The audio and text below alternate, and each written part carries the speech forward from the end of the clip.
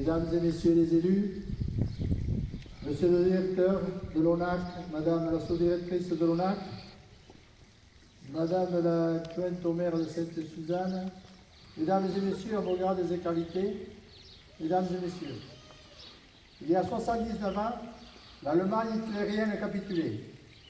Le 8 mai à minuit, l'effroyable guerre qui ravageait depuis 6 ans l'Europe prenait fin. La liberté triomphait d'une idéologie nourrie de haine et de terreur. Nous sommes aujourd'hui rassemblés pour commémorer, comme tous les ans, l'anniversaire de la victoire des Alliés et rendre hommage aux victimes de ces terribles années de guerre, l'une des plus meurtrières de l'histoire de l'humanité. En ce jour symbolique, nous rendons hommage à celles et ceux qui ont combattu et sont morts au nom de cette liberté, mais aussi à toutes les victimes de cette tragédie sans équivalent et perpétuons leurs souvenirs. Le 8 mai 1945 marque la fin de la Seconde Guerre mondiale en Europe, l'une des périodes les plus sombres de notre histoire. Ce second conflit mondial représente un traumatisme sans précédent pour le monde. Il est avant tout marqué par une véritable hécatombe démographique. Plus de 50 millions d'êtres humains périrent dans cette terrible guerre. Ce sont les victimes militaires des combats, des pertes civiles dans les bombardements et bien sûr les victimes des génocides. À ces sinistres chiffres doivent encore s'ajouter 35 millions de blessés et plus de 3 millions de disparus. Ici même, devant ce monument aux morts, nous nous inclinons en hommage aux millions de victimes de cette folie destructrice, organisée, programmée et exécutée au nom d'une idéologie barbare. Nous nous élevons avec force et détermination contre l'ignoble trahison de l'histoire, contre le mépris du souvenir disparu. Aussi, la tête haute, fort de nos convictions républicaines, nous rappelons que le 8 mai devient chaque année davantage le moment de symboliser et de porter les valeurs de respect et de dignité tirées des enseignements de notre histoire. Le 8 mai 1945, c'est la fin de la peur, l'avènement de l'espoir, la victoire. En France, cette victoire représente le fruit de l'effort, du courage, du sacrifice de toutes celles et ceux qui n'ont jamais désespéré. Grâce à ces hommes et à ces femmes différents par leur origine, leur histoire, leur parcours, mais réunis par un idéal commun, la France a pu, après la guerre, retrouver pleinement son rang dans le concert des nations. Leur exemple a toujours valeur d'actualité.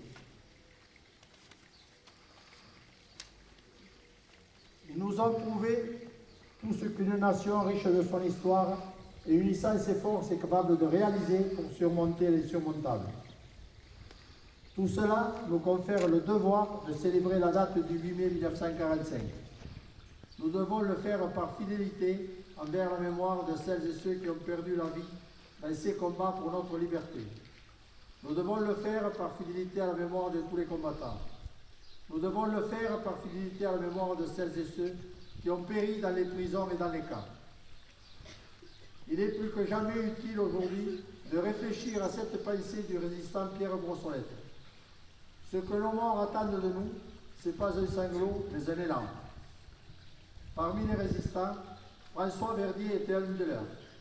Nous allons déposer une gerbe tout à l'heure devant sa maison, où il a vu le jour le 7 septembre 1900. Il fréquentera l'école communale jusqu'à 1911, année où son père décide de quitter les Alpes pour aller travailler à la capitale, Toulouse. Lorsque la guerre éclate en 1939, François Verdier était devenu un notable de Toulouse, dignitaire de la France-maçonnerie, secrétaire fédéral de la Ligue des droits de l'homme, juge au tribunal de commerce, industriel reconnu. En 1943, il prend la direction du MUR, Mouvement uni de la résistance, sous le pseudonyme de Forêt. Il est arrêté le 13 décembre 1943, emprisonné.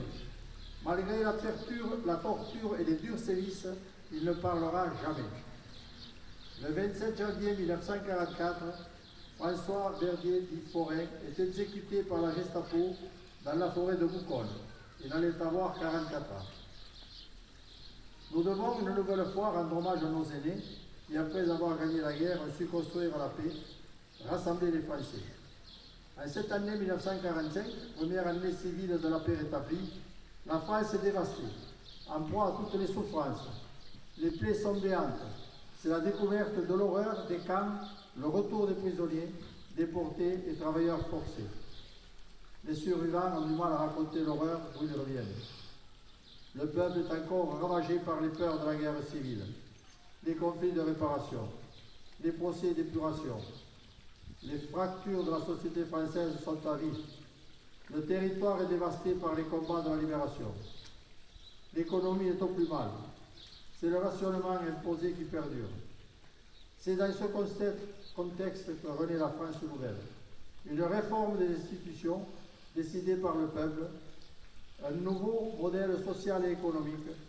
L'avenir fut bâti par des hommes tels que Robert Chambéron, résistant, compagnon de Jean Moulin, et secrétaire général adjoint du Conseil national de la Résistance, aujourd'hui décédé. Ce Conseil national de la Résistance, composé de personnes de sensibilités politiques et sociales différentes, rassemblées autour de l'essentiel, les valeurs de la République. La cause de leur combat commun dépassait le sens de leur propre vie. La liberté de leur peuple et de leur pays, son honneur. Ces personnages ont rendu sa grandeur à la France dans une ère hantée par le deuil et mue par l'espoir. C'est leur conviction et leur détermination qui a porté tout un peuple.